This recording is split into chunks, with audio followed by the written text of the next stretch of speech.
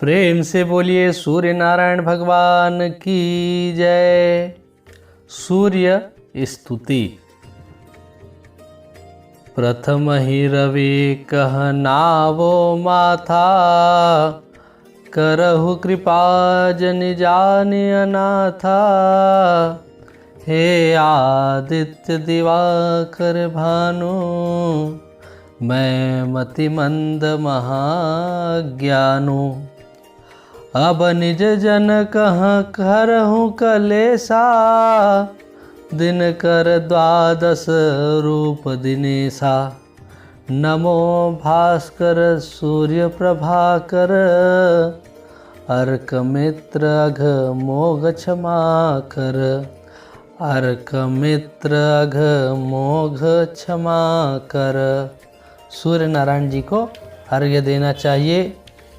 ये जो छठ का महापर्व है, इसमें हमें सूर्य जी के लिए विशेष रूप से ओम ह्रां ह्रीं ह्रौं सह सूर्याय नमः इस मंत्र का जप करना चाहिए। बने तो 3 माला या हाथ में कम से कम 12 बार कर माला से कर सकते हैं।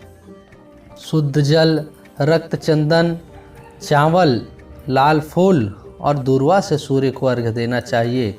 थोड़ा हल्दी भी मिला लेवें। गेहूं की रोटी, दलिया, दूध, दही, घी और चीनी इसको खाना चाहिए। व्रत के शुभ प्रभाव से सूर्य का अशुभ फल शुभ फल में परिणत होता है। तेजस्विता बढ़ती है, शारीरिक रोग शांत होते हैं, आरोग्यता की प्राप्ति होती है। लेकिन जहाँ बात आती है सूर्य षष्ठी छठ महापर्व की, यह विशेष रूप से महिलाओं के लिए विशेष पर्व है, जिसमें महिलाएं जो हैं सूर्य की उपासना विशेष रूप से करती हैं। और जो बुधवार से प्रारंभ हुआ है और दिन भर लोग कल से तैयारियों में जुटे हुए हैं। पारंपरिक पकवान है, ठेकुआ बनता है। शाम को पवित्रता के साथ खरना की रस्में भी पूरी होंगी। एक निर्जला कठोर व्रत रखा जाता है। जो मैंने प्रसाद को लेने का विधान बताया है वो अंतिम में लिया जाता है। विशेष रूप से माताएं बहनें, बिहार की जो माताएं बहनें हैं, प्रेम भाव से इस व्रत को करती हैं। उगते सूर्य 20 नवंबर को तो अस्त होते सूर्य को पहला अर्घ्य दिया जाता है, और 21 नवंबर जो इस बार पड़ रहा है उस दिन उगते सूर्य को अर्घ्य देकर छठ मैया से संतान सुख और खुशहाली की कामना करते हैं।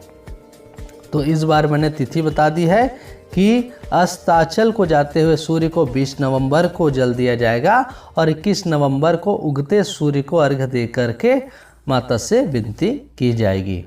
तो ऐसे में हमको सूर्य षष्ठी जो व्रत है, ये कार्तिक मास के शुक्ल पक्ष की षष्ठी को मनाया जाता है। सूर्य देव की पूजा का विशेष महात्म्य है। इसे करने वाली स्त्रियां धन धान्य, पति, पुत्र और सुख समृद्धि से परिपूर्ण तथा संतुष्ट रहती है। चर्म रोग और आँख की बीमारी से भी उन्हें छुटकारा मिलता है। पूजा तथा अर्घ्य देते समय सूर्य किरण अवश्य देखना चाहिए। पूजन विधि में फल, पकवान, मिष्ठान आदि का विशेष महत्व है। इसकी कथा को मैं संक्षेप में बता रहा हूँ, ध्यान पूर्वक सुनिए। प्राचीन समय में बिंदुसर तीर्थ में महिपाल नाम का एक वणिक रहता था। वह धर्म, कर्म तथा देवता विरोधी था। एक बार उसने सूर्य भगवान की प्रतिमा के सामने खड़े होकर मल मूत्र का त्याग कर दिया, जिसके परिणाम स्वरूप उसकी दोनों आंखें जाती रही।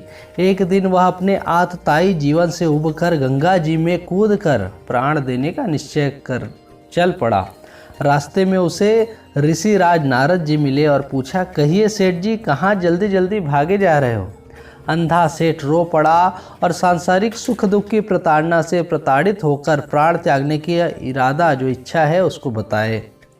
नारद मुनि दया से गदगद होकर बोले, हे अज्ञानी, तू अपने इस प्राण को त्याग मत कर। भगवान सूर्य के क्रोध से तुम्हें यह दुख भुगतना पड़ रहा है। तुम कार्तिक मास की सूर्य षष्ठी का व्रत रखो, तुम्हारा अवश्य कल्याण हो जाएगा, दुख मिट जाएगा। वणिक ने वैसा ही किया और सुख समृद्धि पूर्ण दिव्य ज्योति वाला बन गया।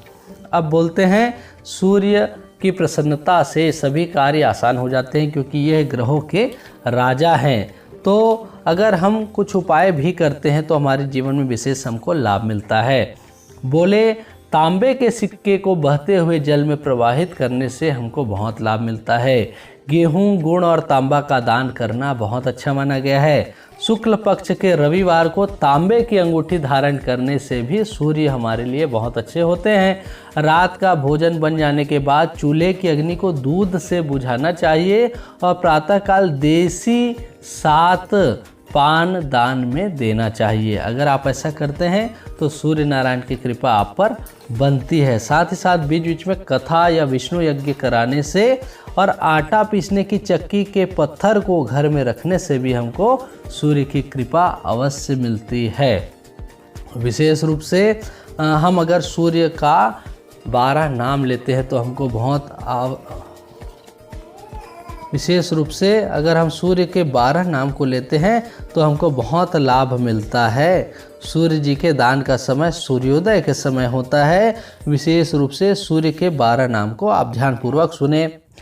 आदित्य प्रथमं नाम, द्वितीयं तु दिवाकरः, तृतीयं भास्करः प्रोक्तं, चतुर्थं तु प्रभाकरः, पंचमं तु सहस्रांशु, षष्ठं त्रैलोक्यलोचनः, सप्तमं हरिदस्वश्च, अष्टमं च विभावसुः, नवमं दिनकरः प्रोक्तो, दशम द्वादशात्मकः, एकादशम त्रयोमूर्तिः, द्वादशम सूर्य एव च। इस प्रकार सूर्य के 12 नाम को लेना चाहिए। पहला नाम है आदित्य, दूसरा है दिवाकर, तीसरा भास्कर, चौथा प्रभाकर, पांचवा है सहस्त्रांशु, छठवां है त्रैलोक्य लोचन, सातवां नाम हरिदस्व, आठवां है विभावसु, नौवां नाम है दिनकर, 10वां है द्वादशात्मक, एकादश नाम है त्रयोमूर्ति और सूर्य ये 12 यानी 12वां नाम है। इस प्रकार से सूर्य का नाम लेने से हमारे सभी कष्ट दूर होते हैं। विशेष 7000 अगर हम सूर्य के इस मंत्र का जप करें तो हमारे जीवन में शुभता आती है। ओम राम ह्रीम रौम सह सूर्याय नमः। इसका अगर विशेष रूप से मंत्र जपते हैं तो हमको बहुत लाभ मिलता है। आप सभी के जीवन में श्री सूर्य नारायण भगवान की कृपा बनी रहे। इन्हीं मंगल कामनाओं के साथ इन मुहूर्त में सूर्य की विशेष आराधना करने से सूर्य षष्ठी का पूरा फल आपको मिलता है। मिलते हैं अगले वीडियो में। तब तक के लिए नमस्कार, राम राम, जय सिया राम, जय सूर्य नारायण भगवान।